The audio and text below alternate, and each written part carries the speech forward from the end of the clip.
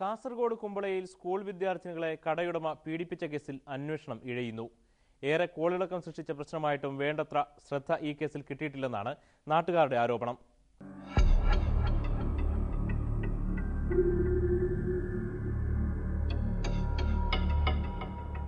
Kumbla government basic സ്കൂളിലെ 5, 6, 7 ക്ലാസുകളിൽ പഠിക്കുന്ന പെൺകുട്ടികളെ സമീപത്തെ കടയുടമ 48 വയസ്സുകാരനായ Narasimha Naik പീഡിപ്പിച്ചതായാണ് case.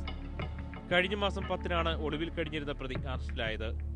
Child line പ്രവർത്തകർക്ക് ലഭിച്ച വിവരത്തിന്റെ അടിസ്ഥാനത്തിൽ നടത്തിയ അന്വേഷണത്തിലാണ് നാടിനെ നടുക്കിയ സംഭവം പുറത്തറിയുന്നത്. കേസിൽ തുടക്കം മുതലേ പോലീസ് ഉപേക്ഷ കാട്ടിയെന്നാണ് നാട്ടുകാരുടെ പരാതി. ഒട്ടേറെ കേസുകൾ ലഭിച്ചെങ്കിലും ഒരു കേസ് മാത്രമേ എടുത്തിട്ടുള്ളൂ എന്നാണ് സൂചന. തിരഞ്ഞെടുപ്പ് അടുത്തതോടെ പോലീസ് ഉദ്യോഗസ്ഥർ തിരക്കിലായതിനാൽ അന്വേഷണം ഏറെക്കുറെ മരിച്ചു കഴിഞ്ഞു.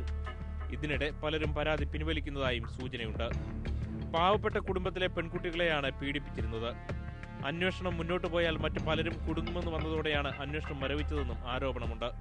ടൗണിലെ ചൂതാട്ട കേന്ദ്രത്തിലെത്തിച്ച് പെൺകുട്ടികളുടെ നഗ്നചിത്രങ്ങൾ എടുത്തതായി പറയപ്പെടുന്ന സംഭവത്തിലും പോലീസ് ഇനിയും അന്വേഷണം നടത്തിയിട്ടില്ല.